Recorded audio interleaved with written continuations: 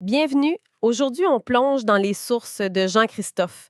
Et ce qui en ressort est vraiment puissant. Une ambition immense, presque écrasante, puis la pression qui vient avec. Tellement. On va explorer ce sentiment de devoir, bâtir un empire, de laisser une trace durable. Notre analyse, au fond, c'est pour décoder cette mécanique interne, pour comprendre d'où vient cette tension et surtout comment la transformer en un levier de puissance. Exactement. La mission est super claire. Transformer la tension en stratégie. Fait que pour aller droit au but, on commence avec une synthèse. Voici les 3 points clés à retenir de notre analyse. Parfait, allons-y. Premièrement, il y a l'archétype du maître bâtisseur.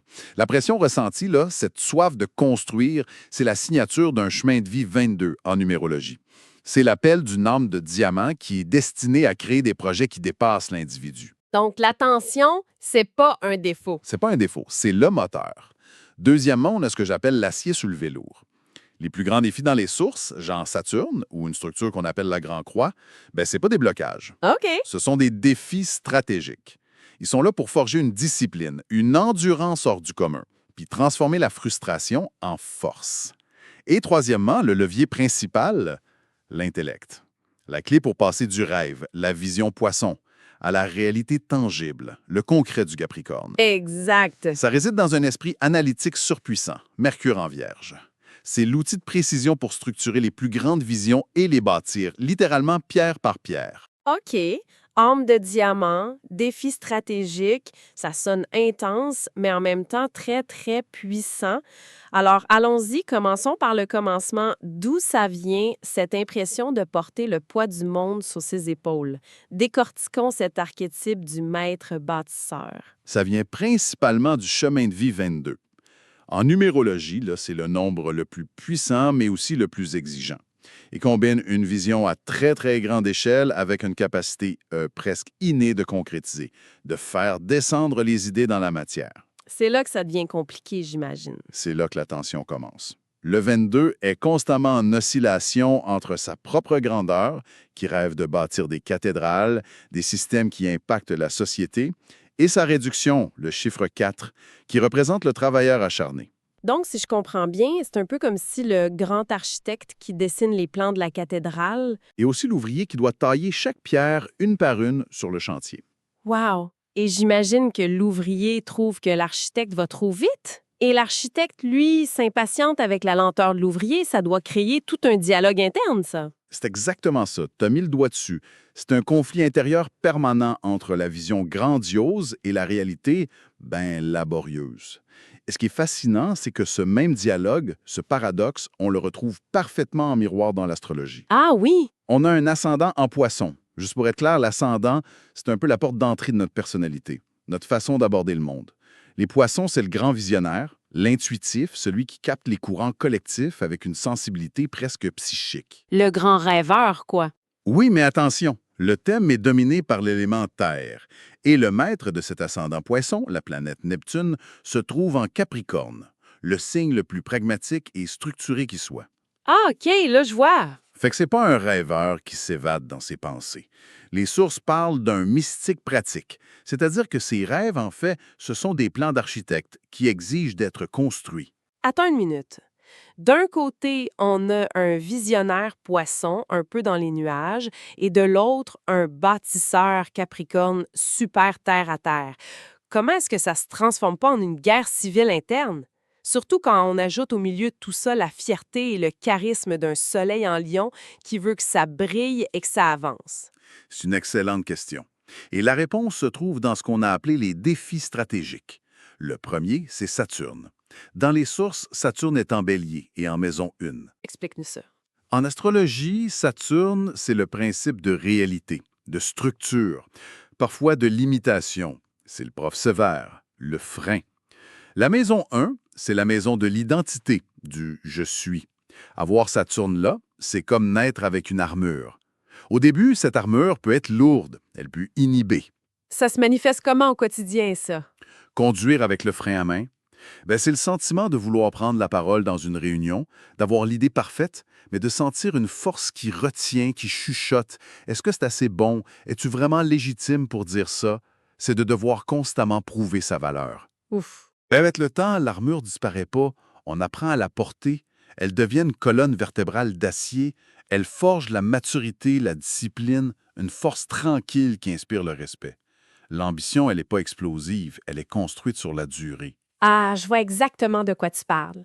C'est cette petite voix qui dit « T'es sûr que c'est assez bon ». Et dans les sources, on parle aussi d'un aspect qui semble amplifier cette tension, le fameux carré entre Mars et Saturne.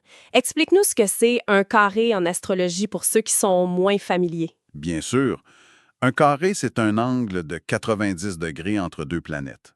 Faut l'imaginer comme deux personnes très fortes qui veulent aller dans des directions différentes, mais qui sont attachées ensemble. Ça crée une friction énorme. Une tension constante. Voilà. Ici, on a Mars, la planète de l'action, de l'élan, tu sais, l'accélérateur. Et Saturne, comme on le dit, c'est le frein, la patience, la structure. Fait qu'un carré Mars-Saturne, c'est littéralement avoir le pied sur l'accélérateur et le frein en même temps. Ça doit être frustrant au bout. C'est le genre de personne qui lit tout le manuel d'instruction avant de toucher à son nouveau gadget, alors que tout le monde a déjà sauté dessus. C'est frustrant sur le coup, mais à la fin, c'est lui qui sait comment tout fonctionne parfaitement. C'est la parfaite analogie.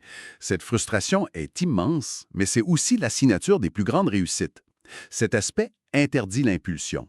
Il force la stratégie. Il oblige à planifier la montée de la montagne, pas à la sprinter. Et cette tension interne, là, c'est le cœur du réacteur de ce qu'on appelle la grande croix cardinale. Une structure encore plus large dans le thème, exact. C'est comme si cette tension Mars-Saturne était répliquée aux quatre coins de la vie. L'identité, le foyer, les relations, la carrière, tout est sous tension dynamique. Je comprends l'idée de forger un diamant sous pression, mais pour la personne qui le vit, ça doit surtout ressembler à être sous une pression constante et épuisante. Refuser une vie facile, ça sonne bien en théorie, mais au quotidien, ça doit pas être évident. Absolument. Le risque de surchauffe est réel, c'est le principal danger. Cette structure force à constamment évoluer, bâtir, raffiner. C'est un appel à l'excellence qui prend jamais de vacances. Mais c'est précisément ce processus qui, s'il est maîtrisé, forge ce que les sources appellent une âme de diamant. La clé, c'est pas de subir la pression, c'est de la piloter. OK, le moteur est puissant, c'est clair, mais le risque de surchauffe est là. Alors, comment on évite ça? Quelles sont les opportunités, les outils dans la boîte pour pas que le réacteur explose? Le premier outil de stabilisation, c'est une véritable barre de renfort en acier dans la psyché, un trigone entre Saturne et Pluton. En astrologie, un trigone, c'est un angle de 120 degrés, un aspect de fluidité, d'harmonie, un talent naturel. OK. Ici, on a Saturne, la structure qui travaille en harmonie avec Pluton, la planète des crises profondes, la transformation, du pouvoir.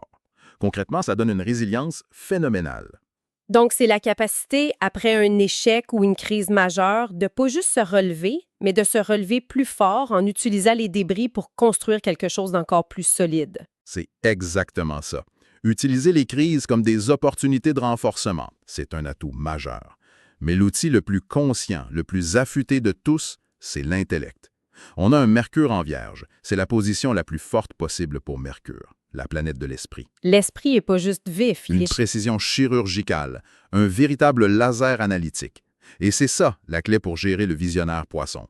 Alors que l'ascendant peut se sentir parfois submergé par l'immensité de ses visions, le Mercure en Vierge arrive et dit « OK, stop, on respire. On prend cette vision immense et on la découpe en 1000 petits morceaux logiques. On fait une liste, on fait un plan d'action. C'est ça. » C'est le project manager de rêve pour le grand artiste un peu chaotique. Tu ne pourrais pas mieux le dire. C'est littéralement le pont entre l'intuition et la matière. Ce qui nous amène d'ailleurs à la mission de vie publique, symbolisée par le milieu du ciel, qui se trouve en Sagittaire. L'image symbolique associée à ce degré astrologique précis est magnifique. C'est celle d'un vieux pont sur un beau ruisseau. Un pont? Ouais. Son rôle public n'est pas simplement de bâtir pour bâtir ou de bâtir un empire pour son propre ego. C'est d'être un connecteur, bâtir une structure stable et durable, le pont, sur les eaux changeantes de la vie, de l'intuition, le ruisseau poisson. Sa mission, c'est de créer des passages solides et utiles pour la collectivité. Wow! Donc, la pression de bâtir un empire est en réalité un appel à bâtir un pont. C'est un changement de perspective énorme. L'intention change absolument tout. Pour terminer, passons à ce qui compte le plus, l'action. On a identifié 3 actions concrètes pour cette semaine. Oui, pour commencer à piloter ce réacteur plus consciemment. La première, on l'a appelée « l'architecte et le maçon ». J'aime ça. Cette semaine, l'exercice, c'est de prendre une des visions grandioses, un des projets cathédrales qui semble écrasant, puis d'utiliser l'esprit analytique de Mercure en Vierge pour la décomposer en 5 actions minuscules réalisables en moins de 30 minutes chacune. Et l'objectif, c'est pas de penser à l'Empire, Non? c'est de se concentrer uniquement sur le plaisir et la satisfaction de poser la première brique parfaitement. Ancrer la vision dans le présent. J'adore. La deuxième action, c'est le dialogue stratégique. Au prochain sentiment de frustration intense, quand l'accélérateur et le frein sont au plancher, au lieu de forcer, de s'épuiser, l'invitation est de s'arrêter complètement. Prendre 10 minutes, Écrire la source exacte de la frustration, puis identifier une seule action stratégique pour la contourner, pas pour l'affronter de front. c'est de passer de la force brute à la force intelligente. Exactement. Transformer la chaleur de la frustration en la lumière de la stratégie. Et enfin, la troisième action, Valider le roi serviteur. Le soleil en lion, c'est l'archétype du roi, qui veut briller. Mais ici, il est placé dans la maison 6, la zone du travail quotidien, de l'artisanat, du service. Le roi serviteur, sa fierté vient de son utilité et de sa compétence. précisément. L'action cette semaine, c'est donc d'identifier une tâche, même petite, où l'excellence a été atteinte et de prendre un moment pour consciemment reconnaître sa propre maîtrise. Pas besoin de le dire à personne, juste se dire à soi-même. Ça, c'est un travail de maître. Ancrer sa valeur dans la compétence, pas juste dans la vision finale qui est parfois lointaine. C'est ça. La pression de bâtir vient donc avec les outils pour le faire. L'enjeu, c'est pas d'éliminer cette pression, qui semble être le carburant même de cette destinée, mais d'apprendre à la diriger, à la canaliser. C'est une distinction cruciale. Voici une dernière pensée pour la route pour Jean-Christophe G. Et si la plus grande structure à bâtir n'était pas un empire externe, mais le pont intérieur indestructible entre le visionnaire qui rêve du futur et l'artisan qui maîtrise parfaitement le moment présent?